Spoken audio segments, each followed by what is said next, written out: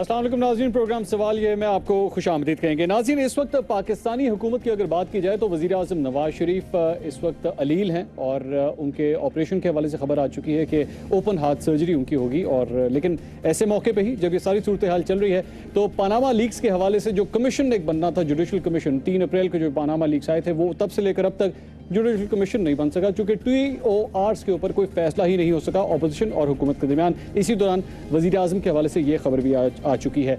क्या सूरत हाल है? क्या ये पानामा लीक्स का मामला आहिस्ता आहिस्ता ठंडा होता जाएगा? क्योंकि रमज़ान अब बिल्कुल सामने है और उसके बाद गर्मी का मौसम भी है। अवाम के हवाले से जो अपोजिशन चाहती थी कि सड़कों पर आएगी, अवाम एहतजाज करेगी, वो तो सब कुछ नहीं हुआ। तो क्या ये मामला अब ठंडा हो चुका है और उसके बाद वज़ीर आज़म के लिए भी एक सिंपथी भी अब आ रही है? अवाम के अंदर एक सिंपथी है कि वज़ीर आज़म अलील हैं, सब उनकी दुआ, उनके लिए दुआ कर रहे हैं कि वो सेहतियाब हो जाएं। शेख रशीद अहमद साहब, अवामी मुस्लिम लीग के सरबराह, आज हमारे शो में शिरकत कर रहे हैं। शेख साहब, बहुत शुक्रिया, आप इतनी दूर से कराची हमारे पास तशरीफ़ लेकर आए। सबसे पहले तो वज़ीर आज़म के लिए सेहतियाबी की दुआ अगर आप कर दें तो बहुत अच्छा हो। क्यों नहीं, मेरे अल्लाह उनको सेहत दे, अल्लाह उनको रिकवरी दे, अल्लाह उनको जल्द सेहतियाब करे और अल्लाह उनको ये और एहसास पैदा करे कि मुल्क जो है वो सारी चीज़ों से अजीज़ है। और एहसाब के ऐसे आलम में जो पैगाम मैंने शहबाज शरीफ और निसार को भेजा है 12-14-16 साल के बाद कि वज़ीर आज़म नवाज शरीफ साहब के लिए बेहतर है कि ये ज़िम्मेदारी अब किसी और को दे दें। सेहत के लिए खुदा उनको लंबी ज़िंदगी दे। इस साफ नीयत के साथ आप ये बात अल्लाह को गवाह बना के कहता हूँ, पाकिस्तान के लिए अब नवाज शरीफ जो है वो इस एहसाबी जंग में, जो मैं पहले ही आपके प्रोग्राम में कह चुका हूँ कि ये सितंबर अक्टूबर के महीने पाकिस्तान की इंटरनेशनल, डोमेस्टिक, रीजनल और फाइनेंशियल, पॉलिटिकल क्राइसिस में Nawaz Sharif is not capable to handle all these things. This is my personal and God knows. आप उनकी सेहत के हवाले से कह रहे हैं या सियासी सूरत हाल? सेहत भी मेरा ख्याल है, जिंदगी ज्यादा बेहतर है हुक्मरानी के। दुनिया में ये जितने कब्रिस्तान आबाद हुए हैं, ये सारे लोग यही कहते थे, हम नहीं होंगे तो दुकान नहीं चलेगी, हम नहीं होंगे तो मुल्क नहीं चलेगा, हम नहीं होंगे तो ये गाड़ी नहीं चलेगी, हम नहीं होंगे तो बच्चे कौन पालेगा। दुनिया चलती रहती है, लोग आते हैं और चले जाते हैं। तो क्या करें? मियाँ साहब, जो आप कह रहे हैं किसी मैंने तो खुद कहा है शहबाज शरीफ को, जो कि कभी नहीं ये देंगे, निसार को ये कभी नहीं देंगे। इनका फेवरेट कैंडिडेट इसहाक डार साहब हैं, जिन्होंने इस कौम को इतना मकरूज कर दिया है। आज मैं कौम को ये कहने के जा रहा हूँ कि एक पाकिस्तान पे ऐसा वक्त, ये सारी एक बातें मैं कह चुका हूँ कि मार्च अप्रैल से हालात, इनका काउंटडाउन शुरू होगा सितंबर अक्टूबर। ये 2016 इनकी सियासी फातेखानी का साल है। पैचअप करें, एक दरमियानी रास्ता करें। आई एंडोर्स शहबाज शरीफ साहब ने जो कहा है कि फौज और सिविलियन मिलकर ही हुकूमत कर सकते हैं। आई एंडोर्स जो अकेले कोई नहीं मुल्क चला सकता, अकेले कोई मुल्क नहीं चला सकता। और मैं समझता हूँ ठीक बात है, लेकिन फौज इस तरफ है, आप इस तरफ हैं, इधर ड्रोन हमला हो रहा है, आप जाके उसकी जॉन कैरी का बयान लंदन से कंफर्म करते हैं। और 40 साल तक 40 साल कह रहा हूँ, 42 इंटरनेशनल फोर्सेस 10 साल से जो लड़ती रहीं, उसका रिजल्ट बिग जीरो निकला। और जो 300-400 हमले हुए, बलूचिस्तान में हमला, मेरे मुंह में खाक, रमजान का महीना आने वाला है। पाकिस्तान के किसी सूबे में कोई बुरे हालात नहीं है। कराची में इतनी आग और खून के हालात हैं, आग और खून की होली है। रोज 2-2, 3-3 बंदे कभी पुलिस मारती है, कभी पुलिस वाले के मारे। मैं ये जो Balochistan is a red signal for Pakistan, और बलूचिस्तान पाकिस्तान का मुस्तकबिल है। बलूचिस्तान सोने के, ऑयल के, बलूचिस्तान अफगानिस्तान, उनके मुंह की, उनकी रालें टपक रही हैं अमेरिकन की। पाकिस्तान में अगर बांग्लादेश के बाद किसी सूबे के लिए खतरनाक हालात पैदा किए जा रहे हैं इंटरनेशनली, वो बलूचिस्तान है। और अनकरीब आप सुनेंगे, अगर वहां ईरान और इंडिया की एक्सरसाइज हो सकती है, तो ग्वादर पे पाकिस्तान और चीन की भी एक्सरसाइज होंगी और चीन के भी फ्लीट आएंगे। ये खित्ता दुनिया में, मैं अभी बहुत बड़ी बात नहीं कह देना चाहता, पर ये पोर्ट, ग्वादर पोर्ट, जहां से 70-80 किलोमीटर, 100 किलोमीटर पे है चाबहार, दुनिया में एक आतिश फिशां भी बन सकता है। क्योंकि चीन की सारी दुनिया से जो रास्ता बंद कर दिया गया है, वो रास्ता पाकिस्तान खोलने जा रहा है। शेख साहब, मैं इंटरनेशनल ये सूरत हाल इस बलूचिस्तान की आपने बड़ी अहम, आपने बिल्कुल इंपॉर्टेंट बात की, उस हवाले से भी जरा कुछ बात करेंगे। अब TORs और पनामा लीक्स के हवाले से मैं आपको मुख्तसर कर देता हूं, इन TOR से कुछ नहीं निकलना। शेख साहब, ये आप कह रहे हैं? मैं कह रहा हूँ शेख आप रशीद, कमेटी में से सर मैं इसीलिए नहीं गया। अव्वल तो नवाज शरीफ साहब या उनकी हुकूमत अब उनका बीमार है, तो अल्लाह। आप क्यों गए थे कमेटी सर में? मैं कमेटी में, मैं उस पार्टी के साथ हूँ, इनके साथ हूँ। TOR की जब मंजूरी लेंगी मैं मौजूद हूँगा। कल परसों जो इनका मुंह काला कर दिया था उन्होंने कि जनाब वजीर आजम का नाम निकाल दिया, मसला ही वजीर आजम का है। ये बच्चे मिस्त्री मजीद के हैं, किसी देखे ना, ये बच्चे किसी मिस्त्री मजीद के नहीं है, मुल्क के वजीर आजम के हैं। जब मुल्क के वजीर आजम के बच्चे हैं, उससे केस नहीं शुरू होगा तो कहां से शुरू होगा जी? तो ये आपकी कमेटी कर रही है ना शेख साहब, ये आपके वो सारे चाहने वाले एतजाज हसन साहब और वो सारे जितने भी लीडर्स हैं, शाह महमूद कुरैशी साहब, आपके देखें, इतने करीबी। देखें मेरी बात सुने, मैं तो कोई प्राइम मिनिस्टर का कैंडिडेट नहीं हूं, मैं पाकिस्तान का एक पॉलिटिकल वर्कर हूं। दिल तो करता होगा शेख साहब, आप यकीन जाने नहीं करता, अल्लाह के कभी दिल नहीं करता, कभी नहीं करता। अच्छा, मैं अपनी प्राइम लाइफ गुजार रहा हूं आजकल। This is the best life God has given to me, अल्लाह नजर ना लगाए। बैचलर लाइफ, बैचलर लाइफ नहीं, politically best prime life. Bachelor से मुझे कोई दिलचस्पी नहीं, married, bachelor is not my mission. और अगर ये लोग समझते हैं इस TOR की जिंदगी, हैसियत, कबूलियत, मामलात और लोगों की नजर भी तब होगी। एक सीनियर तज्जियाकार ने कहा शेख रशीद अहमद जो है ये वो शख्स है जिसने वॉकआउट करवाया था नेशनल असेंबली से जब इमरान खान खिताब करने लगे थे। पाकिस्तान तहरीक इंसाफ को वॉकआउट कराने वाला, पाकिस्तान पीपल्स पार्टी को वॉकआउट कराने वाला शेख रशीद अहमद, आपने करवाया था वॉकआउट? ये कोई 14 साल 16 साल दोशीज़ाएं। अब आपने मुझ पे इतना बड़ा इल्जाम लगाया तो मैं जवाब दूं, ये फैसला तो जुमे के दिन ही हो चुका था। आप कहते हैं फख्र की बात है, उसमें ऐसी कौन सी बात? कहें हाँ मैंने करवाया था। समझता हूँ गलत बात थी, नहीं होना चाहिए था, वॉकआउट नहीं होना चाहिए था। यूनानी मसली जो हुआ, देखें लेट मी से, यूनानी मसली जो फैसला हुआ मैं उसको एंडोर्स करता हूं, मैं उसमें शामिल था। ठीक है, ठीक है। मैं अब उम्र के हिस्से में जिंदगी में आगे ही पछता रहा हूं ये क्या कि अब मैं झूठ नहीं बोलता। और किसी दिन मुझे इतना गुस्सा आ जाना, मैंने कहना मैंने फिर शुरू कर दिया, क्योंकि झूठ का माशरा है। जो बंदा जितनी ओपनली, देखें ये सब लोग झूठ बोल रहे हैं, मुझे TOR से कुछ नजर नहीं आ रहा।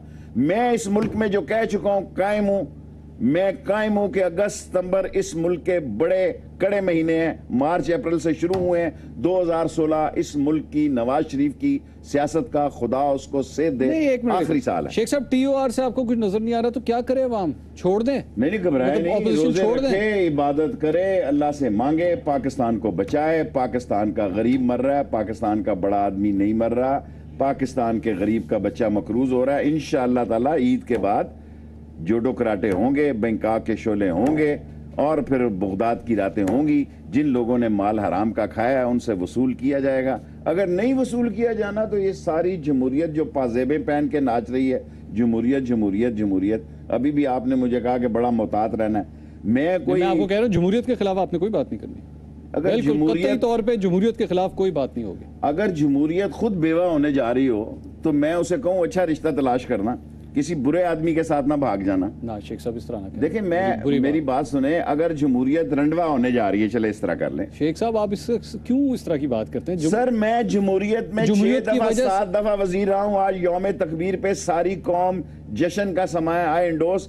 ये एटॉमिक ब्लास्ट शेख रशीद ने कराया, गौर अयूब ने कराया और राजा जफरुल्लाह ने कराया। मेरे शदीद इख्तिलाफात हैं राजा जफरुल्लाह से, उसकी अदम मौजूदगी में कह रहा हूं। मियां साहब ने नहीं करवाया? नहीं करवाया। मियां साहब ने यौम तकबीर देखें वो प्राइम मिनिस्टर थे, देखें कोई कैबिनेट का मेंबर आपके प्रोग्राम में आके कहे कि शेख रशीद बकवास कर रहा है। इवन चोई निसार जो मेरा दोस्त है वो आके कहे कि हाँ उसने भी इंडोर्स किया था कि करो। ये सारे इनकी टांगे कांप रही थी। क्या हुआ था उस वक्त? रिएक्शन किसने एटमी धमाके करवाए थे बताएं? That was the best choice. 3 आदमियों ने कराए जी, 3 आदमियों ने, टॉप, राजा जफरुल्लाह, शेख रशीद एंड गौर अयूब, 3 टीज। बाकी तो वहां बोलने वाला कोई नहीं था। मियां साहब मैं क्यों भाग गया धमाके वाले दिन? क्योंकि मैं वो फोटो आ गई उस कंटेनर की कि कंटेनर चागी में पहुंच गया। सबसे कमजोर आदमी मैं था जी। अल्लाह का जिस पे एहसान था और लावारस था। मुझे पता था ये सारा मलबा मुझ पे आ जाएगा कि शेख रशीद ने ये खबर डिक्रीज कर दी है क्योंकि ये बड़ा धमाकों का हामी है। मैं मुल्क छोड़ के ही भाग गया एक दिन के लिए। जब धमाकों का टाइम था मैं पाकिस्तान से बाहर था और पूरी मेरी नजर थी। जब मैंने लैंड किया तो मुझे पता लगा कि ये धमाके हो गए हैं। द रीजन इज इंडिया ने इतना खूबसूरत मौका पाकिस्तान को कभी नहीं देना था। जिंदगी भर वो पछताएगा जो उसने एटॉमिक ब्लास्ट किए और हमें मौका दिया ब्लास्ट करने का, वरना यहाँ तो गुग्गू घोड़े बेचने वाले थे कि इंडिया नाराज हो जाएगा। पाकिस्तान पीपल्स पार्टी के बिलावल भुट्टो जरदारी साहब, वो तो मियाँ साहब के इस्तीफा मांग मांग के हर उन्होंने कहा वो करप्शन की दीवार को एक धक्का और दो, मियाँ साहब आपको इस्तीफा देना पड़ेगा। मोदी के यारों को एक धक्का दो ना, जो सबसे मेरा फेवरेट नारा वो आपका फेवरेट है, तो वो उस पर आपको यकीन नहीं है? वो कह तो रहे हैं, पाकिस्तान पीपल्स पार्टी कह तो रही है। पाकिस्तान पीपल्स पार्टी में बिलावल एक नई सोच का नाम है, आसिफ जरदारी बोसीदा सोच का नाम है। थकी हुई, रिंग पिस्टन बैठे हुए, प्लगों में कचरा फंसा हुआ। तौबा। ठीक है जी, तौबा। और उसमें आसिफ जरदारी सिंध में शायद सारे एमएनए और कौमी असम्बली के मेंबर उसकी तरफ देख रहे हो, लेकिन पीपल्स पार्टी के वर्करों में बिलावल ने अपना इमेज बढ़ाया है। बिलावल साहब को आप नाराज कर देंगे? आपने उनके वाले साहब के बारे में इस तरह की बात की, अच्छी वाली अभी दोस्ती। बिलावल ने मुझे खुद कहा कि शेख साहब, मैं अपने बाप को कहूंगा कि चाहे कुछ भी क्यों ना हो, नवाज शरीफ के साथ अब सुलह नहीं करनी। ये कहा है ना, ये कहा है। अच्छा, ऑपोजिशन लीडर खुर्शीद शाह साहब, जिनके होते हुए आप लोगों ने वॉकआउट किया था, हमारे प्रोग्राम में वो तशरीफ लाए थे और मैंने उनसे सवाल किया था कि क्या पाकिस्तान पीपल्स पार्टी वज़ीर आज़म नवाज शरीफ का इस्तीफा मांगती है नहीं। उन्होंने क्या कहा था, ज़रा सुनिएगा। आपने इस्तीफे का मुतालबा फिलहाल वापस ले लिया? हमने तो किया ही नहीं सर, ऐसे किया ही नहीं। ठीक है, ये पाकिस्तान पीपल्स शाहजी शरीफ से मस्कीन से आदमी है, साधु से आदमी है, दरवेश से आदमी है। बिलावल जो कह रहा है पीपल्स पार्टी उसकी तरफ देखेगी या शाहजी की तरफ देखेगी? अपोजिशन लीडर हैं शेख साहब। सर अपोजिशन लीडर ऐसे ही हैं, बस मेरी तरह जैसे। ये क्या आप जैसे होते हैं, आप जैसे होते हैं ना, तो वजीर आजम होते हैं आज। सर जी अब देखें, मैं शाहजी का एहतराम कर रहा हूँ आजकल मैं एहतरामुल हक बना हुआ हूँ, सो इसलिए आप छोड़ दें, बिलावल की बात चलेगी। आसिफ जरदारी मुल्क में नहीं आ सकेंगे। आसिफ जरदारी के लिए पाकिस्तान में दाखिल होना जब तक फौज नहीं चाहेगी मुमकिन नहीं है। पाकिस्तान पीपल्स पार्टी के एक और रहनुमा है, बड़ी देर बाद उनकी वापसी हुई है, फिरदौस आशिक अवान साहिबा। वो एक प्रोग्राम में हमारे साथ ही शरीक थी और पता नहीं गलती से या जज्बात में आकर उनसे मैंने यही सवाल किया था पाकिस्तान पीपल्स पार्टी के हवाले से कि क्यों इस किस्म का एक ओपिनियन है कि पार्लियामेंट के अंदर एक है, पार्लियामेंट के बाहर है। उन्होंने क्या जवाब दिया था, ये ज़रा वो सुनाते हैं आपको। पाकिस्तान पीपल्स पार्टी की जो लीडरशिप है उसका मौक़िफ़ एक ही है, यकसा है, और वो मौक़िफ़ बिलावल भुट्टो जरदारी साहब का जो है वही पूरी पाकिस्तान पीपल्स पार्टी का है। अगर कोई मफाद परस्त टोला अपने ज़ाती मफादात के लिए, जिन्होंने पाकिस्तान पीपल्स पार्टी को आज इस नहज पे पहुंचाया कि उन्होंने अपने ज़ाती मफादात पे पाकिस्तान पीपल्स पार्टी के मफाद को कुर्बान किया। ये आप किसकी बात कर रही हैं? डॉक्टर साहब किसकी बात कर रही हैं? नाम बताइए। पाकिस्तान के अवाम जो है, देखिए पाकिस्तान के अवाम विटनेस है, वो देख रहे हैं कि पाकिस्तान पीपल्स पार्टी को इन हालात में वो कौन लोग हैं जो हुकूमत के साथ मुकमका की सियासत। नहीं, मैंने तो डॉक्टर साहब खुर्शीद शाह साहब का नाम लिया था, ये आप उनके बारे में सब कुछ कह रही हैं। पार्टी को आगे बढ़ने से रोक रहे हैं। देखिए, मैं खुर्शीद शाह साहब हूँ या जो भी उस गैंग का हिस्सा हूँ। ये ले दो कमेंट्स आगे चले, बस इससे ज्यादा इंपॉर्टेंट बातें आपके साथ। गैंग, पाकिस्तान पीपल्स पार्टी में गैंग, सर ये है आपकी ऑपोजिशन सारी? कोई अपोजिशन की बात नहीं है। देखें, जब हालात बदलते हैं ना, अल्लाह ताला हालात से काम लेना चाहता है ना, वो अबाबीलों से अब्राहा के हाथियों को मरवा देता है।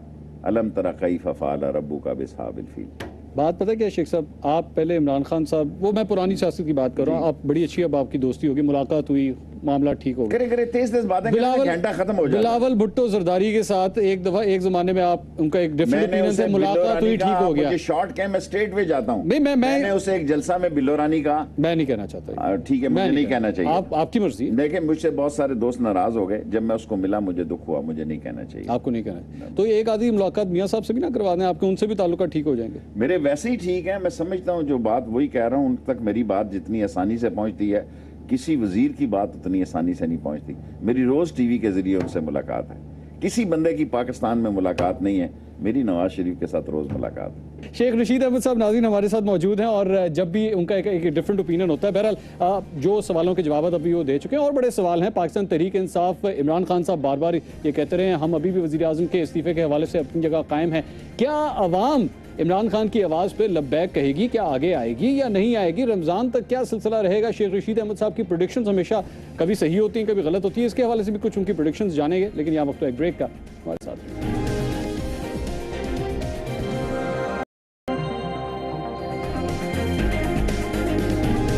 Welcome back after the break. Sheikh Rashid Ahmed साहब हमारे साथ मौजूद हैं। सवालों के सिलसिले को आगे बढ़ाते हैं। शेख साहब ये बताइएगा, इमरान खान साहब, आपको लगता है अपोजिशन आहिस्ता आहिस्ता इमरान खान साहब अलहदा होते जा रहे हैं? पाकिस्तान तहरीक इंसाफ को आगे आने वाले दिनों में यही लग रहा है कि ये झंडा अकेले ही उठाते हुए आगे जाएंगे, बाकी सारी जमातें छोड़ देंगे? देखें, एक बात तो इमरान खान ठीक कह रहा है, अगर बहुत सारे लोग गलती की रास्ते पे हों और बाहर ना निकलें, वो अकेला ही निकले, ये उसका एक अच्छी लाइन है। लेकिन मैं इसके खिलाफ हूँ। मैं इंशाअल्लाह ताला रमज़ान शरीफ के बाद मैं कौम से मेरा वादा है कि ये सारी पार्टियां इकट्ठी निकलेंगी और इमरान खान भी उसमें शामिल होगा और मेरी कोशिश होगी कि पीपल्स पार्टी भी शामिल हो। आपके लिए अर्ज है। वैसे एएनपी के सरबराह कहते हैं एएनपी को छोड़ दें, एएनपी पार्टी नहीं। अब एएनपी की बात, अगर काश रमजान आएगा तो मैं अहद दे के कहूंगा कि ये अमेरिकन टाउट पार्टी है। असफंद यार उस दिन वाशिंगटन डीसी में था, मैं इंफॉर्मेशन मिनिस्टर था, मुझे मुशर्रफ साहब हदायत करते थे कटलांग के जलसे को कह दो 50,000 है। मैं कहा सर कटलांग की कुल आबादी 5,000 है या 15,000 है। मुझे उसने कहा सखाकोट के जलसे को कह दो इतने। मैंने गलती से 5 कह दिया, 15 मेरी चार्जशीट हो गई। मुझे मुशर्रफ ने कहा कि यार तुझे कहा ऐसे प्रोजेक्ट करो। अगर कौम मेरी बात पे यकीन करती है, मेरा कोई इंटरेस्ट नहीं है, मैं सियासत से भी उस इंटरेस्ट में नहीं रहा। मैं कोशिश कर रहा हूं ये इंटरव्यू भी कम कर दूं। अब अगर कौम मुझ पे यकीन करती है तो मुझे हदायत मिलती थी कि असफंद यार को प्रोजेक्ट करो, और अमेरिकन माल पे उसने पॉलिटिक्स की है। मैं अपनी इंफॉर्मेशन पे कह रहे हैं किसी का बाप भी वजीर आजम से इस्तीफा नहीं ले सकता। अपने बाप एक मौलवी अली जान से हार जाते हैं। अपने बाप फिर मौलवी अली जान से, दुनिया है पाकिस्तान का इतना बड़ा लीडर जिससे मेरा इतना तल्लक था, फिर वो एक वक्त आता है एक मौलवी मस्जिद से मदरसे से हार जाते हैं। किसी का बाप इस्तीफा देगा नहीं देगा मुझे नहीं पता, अल्लाह को पता है कि उसके मुकद्दर और सितारों में क्या लिखा हुआ है। लेकिन मैं जो कह रहा हूं, मेरा अल्लाह पे यकीन है कि 2016 नवाज शरीफ की हुकूमत के खात्मे का साल है, और जो भी कुछ होगा ये फिर इनकी रालें टपकेंगी। ये सारे लोग वो हैं, समेत मौलाना फजल रहमान के, ये मुशर्रफ से भी मिले हुए थे। मौलाना फजल रहमान साहब वो तो वजीर आजम को हर जगह गवाह बना के कहता हूं कि ये मुलाकातें करते थे। छोड़े पड़े अब आप ऐसे ही नहीं बताएं लोगों को ताकि उनको पता लगे। इसी हद तक ना, कल मेरी और भी बड़ी जिम्मेदारी हैं। लोग मुझ पे आगे इतबार नहीं करते। मैं लोगों को कहता हूं मुझे कोई बात ना बताया करो, मेरे अंदर रहती नहीं है। मेरे अंदर भी कोई ऐसा ही डिफेक्ट हो गया है। नहीं सर ये देखें, मौलाना फजल रहमान आलम दीन, हमने सारी जिंदगी काला काला रसूल अल्लाह की सरबरंदी के लिए अलम बुलंद किया, और उनका किरदार ये है कि नाम इस्लाम का लेते हैं। नजर इनकी इस्लामाबाद में, क्या पैनामा लीक्स में शरीफ लोगों का माल है? क्या पैनामा लीक्स जो है ये हलाल की कमाई के लोगों के पैसे हैं? शेख साहब आपने वर्डिक्ट भी दे दिया, अभी तो तहकीकात भी नहीं हुई, आपने किस तरह वर्डिक्ट दे दिया? सर मेरे नजदीक तो इससे बड़े फैसले होने जा रहे हैं। आप मुझे कहाँ लांडी में और कुरंगी में खिला रहे हैं? मैं जना रोड पे लड़ने जा रहा हूँ, आप मुझे लांडी कुरंगी और इधर बल्दिया। आप अकेले ही शेख साहब लड़ रहे होंगे, अवाम कहाँ होगी साथ? अवाम किधर? गर्मियां चल रही हैं, रमजान आ रहा है। उस्ताद दाव ही दिखाता है। मेरे शहर में 2 बड़े पहलवान थे, तेजी से बताऊं ना, बशीर पहलवान तंबाकू वाला और आफत जी पान वाले, दोनों के वो जो असिस्टेंट लड़ रहे थे, जो होते हैं शगिर्द, पट्टे। तो उसको कहता सीधी मार, वो कहता पुठी मार। वो बाहर आ गए, उसने कहा उस्ताद जी लगता है तो खुद लाओ। हम देखें इस सारी सियासत में कहने को अवामी मुस्लिम लीग एक सीट है, पर कौम की आवाज है। 19 करोड़ 20 करोड़ लोग यकीन रखते हैं कि ये गर्दन यहां से कट सकती है। लोगों को गलत बयान, धोखेबाजी की बात नहीं करेंगे। ये इस्लाम के दुश्मन है, इस्लाम में घुसे हुए हैं, और पाकिस्तान पे एक इतना बुरा वक्त आ रहा है कि तमाम इस्लाम की जमातों को भी बाहर निकलना पड़ेगा। और मंडे को सोमवार वाले दिन मौलाना समीउल हक ने मुझे आज 2-3 फोन लगाए हैं, वो इस्लामाबाद होटल में मीटिंग करेंगे, मैं उसमें जाऊंगा। शेख रशीद अहमद साहब ये बताइएगा, इस वक्त 42 साल तारीख की सबसे कम सतह के ऊपर इंटरेस्ट रेट्स मौजूद हैं। IMF आपकी इनकी किस्त अप्रूव कर रहा है, ठीक है। लोगों को गाड़ियां सस्ते इंटरेस्ट रेट्स के ऊपर मिल रही हैं। वजीर आजम जाके मोटरवेज अनाउंस कर रहे हैं, और वहाँ पे मेट्रो बन रही है, यहाँ पे ग्रीन लाइन बन रही है कराची के अंदर, और आप कह रहे हैं अवाम बाहर सड़कों पर आएंगे। क्यों आएंगे अवाम? क्या करना क्या उन्होंने बाहर आके? देखें, मेट्रो शेट्रो, ये इस्लामाबाद में एक पुल बना रहे हैं कितने अरब रुपए का, सिर्फ रेड लाइट खत्म करेगा वो ब्रिज। कारों वाले जाएंगे। इस मुल्क में जिनकी छतें टपकती हैं, जो टेंटों में रहते हैं, जो किराए के मकानों में रहते हैं, उनके लिए कोई पॉलिसी नहीं है। MNA की तनख्वाह बढ़ जाएगी समेत शेख रशीद के 7%। मजदूर की किसी मजदूर की, किसी पुलिस वाले की, किसी हवलदार की, किसी वापडा वाले की, किसी हेल्थ वाले की, लेबर वाले की नहीं बढ़ेगी। द रीजन इज, अब आपने मुझे बात की है, आज मैं कौम को, क्योंकि ये एटॉमिक का दिन है, पाकिस्तान में इतने अजीम साइंसदान पैदा हो चुके हैं नौजवान, जिन्होंने वो स्मार्ट बम बनाया है जिससे कि अमेरिका में हलचल है, जल्जला आया हुआ है। और ये जो कुछ फातमी साहब उनके साथ कमिटमेंट करने गए थे, फिर DGIS गया, उनको क्लियर किया। नवाज शरीफ साहब को अल्लाह सेहत दे, उनमें वो न्यूक्लियर समिट में नहीं गए because he can't deliver anything. Pakistan के पास कन्वेंशनल आर्म्स की लड़ाई लड़ने की अब सलाहियत नहीं है। हमारे अल्लाह ने ऐसे नौजवान साइंसदान पिए हैं, ऐसे पैदा किए हैं कि लोगों ने अंगुश्ते बदलना है कि पाकिस्तान ने क्या कमाल किया है कि इतने छोटे से छोटा, इससे भी बड़ा एटम बम था, इस आपके स्टूडियो से बड़ा एटम बम था, डिलीवरी सिस्टम ही नहीं था। ऐसा छोटे बम बनाए हैं कि लोगों ने दांतों में उंगलियां रख ली हैं कि ये पाकिस्तान के साइंसदान हैं। और वक्त आया है और शायद आने वाला है वक्त, पाकिस्तान की सालमियत के लिए बच्चा बच्चा जान कटाएगा और पाकिस्तान और इस्लाम का झंडा बुलंद करेगा। बिल्कुल ठीक है। अच्छा शेख साहब, ज़रा थोड़ा सा टॉपिक को चेंज करते हैं। सियासत के हवाले से तो हमने काफ़ी बात कर ली। पिछले दिनों एक सरफराज भुट्टी साहब ने एक अहम प्रेस कॉन्फ्रेंस की बलूचिस्तान के हवाले से। अपनी प्रेस कॉन्फ्रेंस में उन्होंने 2-4 जो बड़े इंपॉर्टेंट जुमले कहे, वो ज़रा मैं चाहूँगा कि आप एक दफ़ा सुनिए। मैं आपकी तौसत से बता देना चाहता हूँ इंटरनेशनल कम्युनिटी को, अफ़गान गवर्नमेंट को, कि अब वो टाइम आ गया है, इनफ इज़ इनफ। अब अफ़गान रेफ्यूजीज़ को वापस जाना पड़ेगा।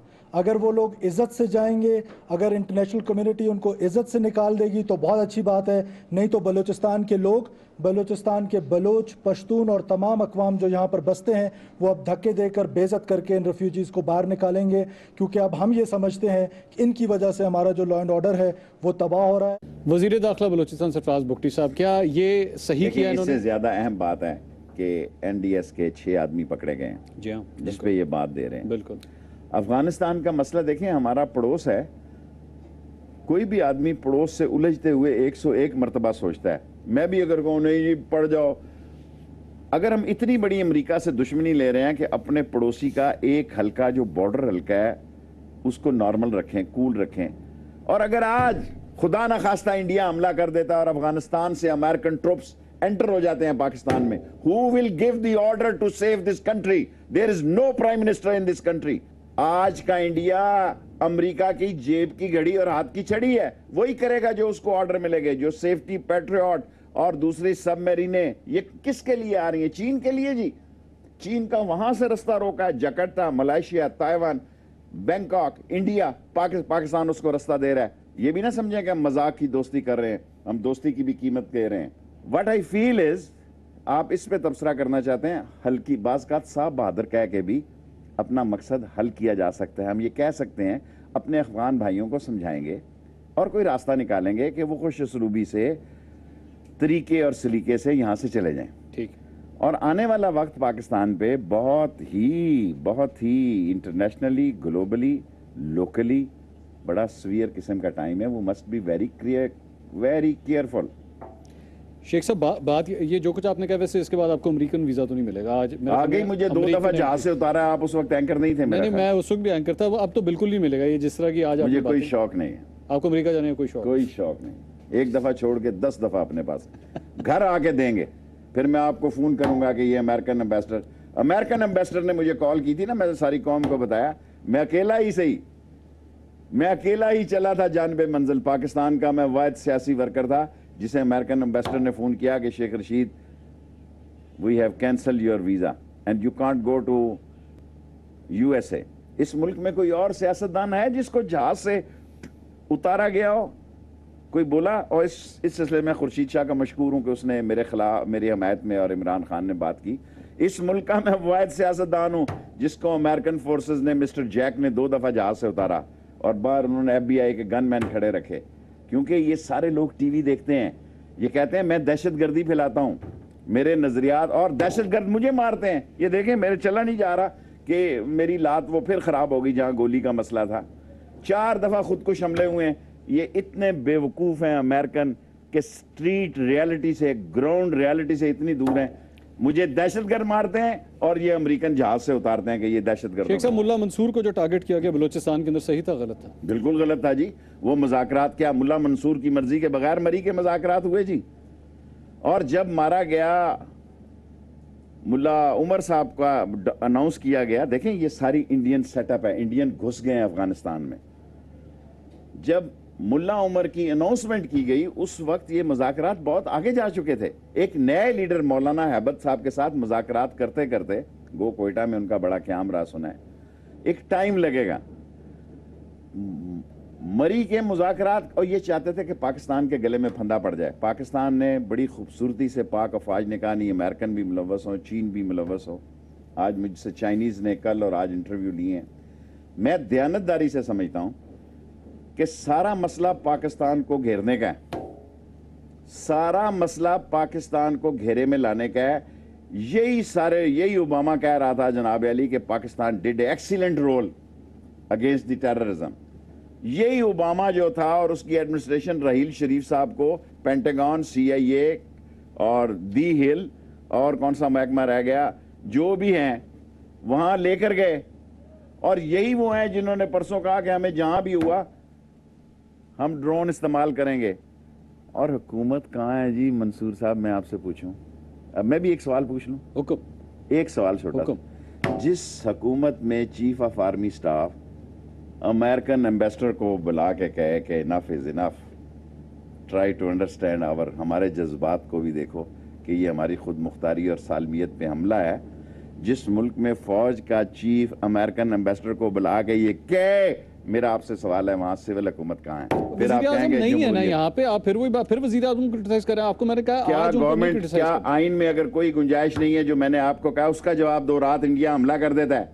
So that's why I am saying let's have a new prime minister. New prime minister होना चाहिए। खुदा उसको सेध दे, आके फिर उसको दे दे।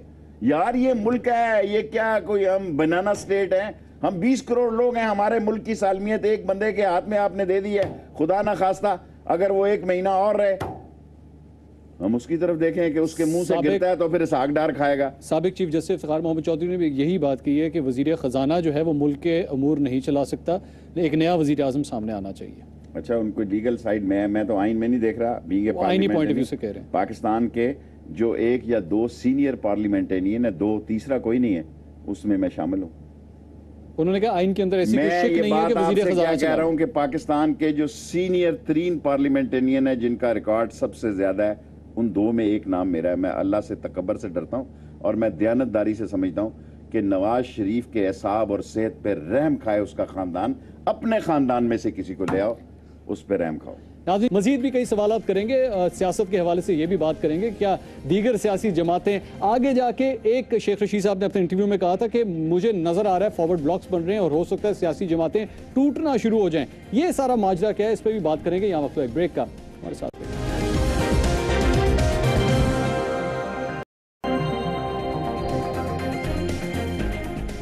नाज़रीन, welcome back after the break. Program सवालिया में आपको एक बार फिर खुश आमदीद करेंगे। शेख रशीद अहमद साहब हमारे साथ मौजूद है। शेख साहब, आपका एक इंटरव्यू में देख रहा था, उसके अंदर आपने कहा कि आगे चल के आप सियासी जमातों को टूटता हुआ देख रहे हैं, मुख्तलिफ हिस्से हो जाएंगे। ये क्या माजरा क्या है? ये क्या? देखिए, मैं नून से शुरू होता हूँ। 45 से 50 MNA ready to have a forward block. सीटी बजने की देर है और नून को आप ये ना समझें वो गंगा नहाए हुए हैं। सीटी कौन बजाएगा? और सीटी अल्लाह की तरफ से बच जाती है ना। सीटी प्रेशर कुकर की होती है, ये तो आम सी बात है ना यार। अब इतनी मुझे गहराई में ले जाओगे तो फिर मैं तो मारा गया देहाती सा आदमी हूँ वैसे ही। हाँ जी, सीटी बजने की देर है। 45 से 50 मेंबर बिल्कुल रेडी टू मूव। ठीक है। MQM का मुझे तबसरा करने की जरूरत नहीं आपके शहर में, ठीक है जी। ये तो चल रहा है यहाँ पे। तहरीक इंसाफ ने बेहतर इमरान खान की सलाहितों ने जॉइंट रखा हुआ है, अंदर से उनके हालात भी बड़े कशीदा। इंट्रा पार्टी इलेक्शन फिर सर वो उनसे कहा, ये 9-10 पार्टियां मैं आज आपको बता रहा हूँ ईद के बाद, और मजहबी पार्टियां इकट्ठी होंगी। इसमें पैट मौलाना तारुल कादरी साहब, सो शायद खुद वो आए ना आए, 17 को वो कर रहे हैं जी। आज 17 को जो कुछ भी हो, ये सारी पार्टियां इकट्ठी होंगी। और अगर नवाज शरीफ साहब स्टेप डाउन नहीं करेंगे, मेरा सियासी सोच ये है कि ये सारी पार्टियां सड़कों पे इकट्ठी होंगी। इत्तेहाद बनने जा रहा है, आप ये कह रहे हैं? मतलब इत्तेहाद बने ना बने, इंतखाबी इत्तेहाद, नट इंतखाबी इत्तेहाद। देखें अभी एहतजाजी इत्तेहाद। देखें पाकिस्तान में एकदम ये कहना कि इलेक्शन हो रहे हैं या सिलेक्शन हो रहे हैं आसान काम नहीं है। इतना मैं तज्जिया कार नहीं हूँ बहुत बड़ा, मेरे पास कोई रिसर्चर नहीं है कि इंतखाब होने जा रहे हैं, इलेक्शन होने जा रहा है या सिलेक्शन होने जा रहा है। मैंने आपको कहा है सितंबर अक्टूबर अहम महीने, और 2016 नवाज शरीफ की हुकूमत का ऐसे दिखाई देता है। देखें कल ये सारे मेरे पीछे पड़ जाते हैं, आपने कहा था कुर्बानी से पहले कुर्बानी। ये भैया बिल्कुल सेव हो रहा है सब कुछ, जो कुछ आप कह रहे हैं सेम ही हो रहा है। दुआ करें, दोबारा चलाएंगे आप, दोबारा दुआ करें। देखिए मेरा सियासी कई, मैं इंडिया गया, उधर कई सियासी लोग आए, उन्होंने कहा जी हम बड़ा गौर से सुनते हैं आपको पीर पगाड़े के बाद कि आप तो बिल्कुल, और मैं कहा यार मैं अपनी सियासी तजिया करता हूँ, मेरे पास ना रमल है ना मुझे ये इल्म है, मैं लानत भेजता हूँ इस किस्म की सोचों पे। मेरा ईमान ये कहता है कि लोग जब बाहर निकलते हैं, जब उनको यकीन हो जाता है कि ये दूसरा लीडर, अयूब खान के खिलाफ निकले भुट्टो था, भुट्टो के खिलाफ निकले मजहबी लोग थे, अगर ये अपोजिशन इत्तेहाद कायम करती है इंशाल्लाह लोग निकलेंगे। क्योंकि हर क्यादत, देखें ना इस मुल्क में सारे सठियाए हुए लोग हैं, क्यादत जितनी है सब 65 से ऊपर है। मेरा दिल है यार पार्टियों से 30-40 साल का लीडर निकले। शेख साहब बात पता क्या है, नून लीग वाले पता क्या कहते हैं, वो कहते हैं धरना हुआ, हम वो राउंड भी जीत गए, और ये राउंड भी धरना तो राउंड हुआ ही नहीं, रेफरी जो है ना उसने मैच विड्रॉ करा दिया। खुश हैं आप लोगों का एम था वजीर आजम नवाज शरीफ इस्तीफा दे, नहीं दिया उन्होंने, वो बैठे रहे, तो वो जीते ना। भी इमरान के साथ था, आज भी इमरान के साथ हूं। उसकी पार्टी में ऐसे लोग हैं जो कहते थे जुडिशल कमीशन बने, उसको मजबूर हो गया। ठीक है, अवामी मुस्लिम लीग बड़ी क्लियर हेडेड है। अवामी मुस्लिम लीग कहती है ये नाहल हैं, नलायक हैं, नकम्मे हैं, नकट्टू हैं, करप्ट हैं, डिसऑनेस्ट हैं, स्लगिश हैं, एक्स्ट्रा वेगेंट हैं, और इनमें वो शऊर ही नहीं है हुकूमत करने का, गवर्नेंस करने का, ये बांझ है सियासी तौर पे, दे मस्ट बी रिमूव। और सिर्फ इमरान खान एक वाहिद आदमी जिसे ये कौन फैसला करे? इमरान खान मेरा दोस्त है, मैं उसका साथ दूं। किससे वजीर आजम जब वक्त आएगा तो बात कर। इस वक्त मार्केट में बेस्ट आदमी वही है। होने क्या जा रहा है, होगा क्या, ये सारी बातें मैं 1 घंटे के प्रोग्राम में नहीं कर सकता। क्या 2018 के अगर 2018 में इंतखाबात होते हैं या आपके मुताबिक 2016 के बाद अगर हो जाते हैं, क्या जो कुछ भी होना है 2016 में होना है, एंड में एक प्रोग्राम करेंगे रोजों के बाद, उस वक्त तक काफी पानी बर्फ पिघल चुकी होगी और हालात जो हैं वो सितंबर अक्टूबर में बड़े नाजुक। पाकिस्तान तहरीक इंसाफ के चाहने वाले ना आपकी बड़ी इज्जत करते हैं, उनको सीधा सीधा बताइए क्या इमरान खान अगले वजीर आजम बन सकते हैं? देखिए मेरी कोशिश तो यही है जो मैं कह रहा हूँ, फैसले ऊपर से हैं। इस मुल्क में एक ऐसा आदमी वजीर आजम बन गया था, वो बैरूत के नंगे जो वो होते हैं कॉफी शॉप, वहाँ वो कॉफी पी रहा था। माफ करे शेख साहब, आप इस तरह की बातें ना इंटरव्यू में किया करें, बहुत वो मैं उसे नंगा तो नहीं कह रहा, चलो मैं विड्रॉ कर लेता हूँ। हाँ, प्लीज। और मैं सरताज अजीज उसको फोन लगा रहा था, आपकी कमर का साइज तो वही है ना मेरे वाला, मुझे अब कमर ढूंढनी पड़ गई कि इस कमर का कौन आदमी है। जब मुझे ये पता लगा, मोइन कुरैशी अगले दिन चौधरी इफ्तिखार DSP उसने मुझे फ़ोन किया थोड़े दिनों बाद, शेख साहब बहुत बड़ा प्रॉब्लम है, बिग प्रॉब्लम। मैंने कहा क्या हुआ? कहता मोइन कुरैशी उधर जा रहा है, मियानी साहब अपने बाप के कब्रिस्तान तो आया, कुछ 60 सालों के बाद उसकी बाप की कब्र ही नहीं पता। मैं कहा ये क्या बात है, किसी कुतबे पे उधर कालीन गिरा, किसी पे नाम लिख दे, उसका बाप का नाम पूछ। बाप बदलवा रहे हैं आप, मतलब ये कब्र बदलवाई है, बाप तो मैं नहीं बदलवा। सवाल आपसे मैंने किया क्या खान साहब अगले वजीर आजम बन सकते हैं? देखिए अल्लाह करे वो बन जाए, पाकिस्तान बच जाए, पाकिस्तान बचे। पाकिस्तान बचने का एक ही तरीका है कि इस मुल्क में अब एक नेशनल गवर्नमेंट फॉर्म कर दी जाए। किस तरह? जो शहबाज शरीफ कह रहा है फौज और सिविलियन मिलके, मैं उसको एंडोर्स करने आया हूँ आपके पास। अच्छा, आज वैसे बड़ी हैरानगी की बात है, आपकी और शहबाज शरीफ की बातें मिल रही, मतलब ये हैरानकुन बात। इसी बहाने मैं आपके प्रोग्राम से उसको मैसेज दे रहा हूँ, मेरा अस्पताल जो है रुका हुआ है वो भी तुम्हारी जिम्मेदारी है, और शेख रशीद एक्सप्रेस वे वो भी तेरी जिम्मेदारी है, उसको आने से पहले ही अगर कुछ हालात ठीक होने से पहले ठीक कर दो। शेख साहब बड़े मियाँ से नाराजगी और छोटे मियाँ के करीब, छोटे मियाँ सुभान अल्लाह, ये कह दिया आपने सुभान अल्लाह, मतलब ये हैरानगी की बात है। देखें अगर आप समझते हैं, क्योंकि अब मैं समझता हूँ कि इस मुल्क को, इस दुनिया में एक साजिश हो रही है कि फ़ौज को घेरे में लिया जाए, और उसमें पाकिस्तानी सियासतदान भी शामिल हैं। इस घेरे से बचाने के लिए मुहब्बे वतन सियासतदानों पे ये फ़र्ज़ है किसी इंटरनेशनल साजिश का शिकार अपनी अजीम फ़ौज को भी ना होने दें, किसी इंटरनेशनल साने का और इंटरनेशनल हालात की ख़राबी का मरकज़ भी पाकिस्तान को ना बनने दें, और पाकिस्तान की जमहूरियत को, इस हालात को मिल बैठ के बचा लें। अगर बचा सकते हैं, अगर नहीं बचा सकते तो फिर मैं दुआई कर सकता हूँ। पाकिस्तान जिंदाबाद। जिंदाबाद। शेख रशीद अहमद साहब नाज़रीन हमारे साथ मौजूद थे, और आपने गुफ्तगू उनकी सुनी, अपना उनका एक पॉइंट ऑफ व्यू है, लोग इख्तलाफ भी करते हैं, लोग उन्हें एक्सेप्ट भी करते हैं, उनको फॉलो भी करते हैं, आपकी मर्जी है आप शेख साहब के व्यूज़ को किस तरह लेते हैं। लेकिन एक बात तय है, वज़ीर आज़म नवाज शरीफ हम उनकी सेहतयाबी के लिए एक बार फिर दुआ करेंगे। इख्तलाफ सही, बेशक उनकी पार्टी से कोई इख्तलाफ सही, बेशक उनकी पॉलिसी से इख्तलाफ सही, लेकिन वो आपके, हमारे, हम सब के वज़ीर आज़म हैं और उनकी इज्जत उसी तरह ही रहेगी। और शरीफ फैमिली जो इस वक्त परेशान है वज़ीर आज़म की सेहत को लेकर, हम दुआगो हैं। ARY न्यूज़ की टीम, ARY फैमिली इस वक्त दुआगो है कि अल्लाह उनको जल्द सेहतयाबी दे और जल्द उन्हें पाकिस्तान वापस लेकर आए और जल्द वो मुल्की उमूर और हुकूमती उमूर को आके संभाल सकें। प्रोग्राम सवालिए से अब तक इतना ही। अल्लाह हाफ़िज़।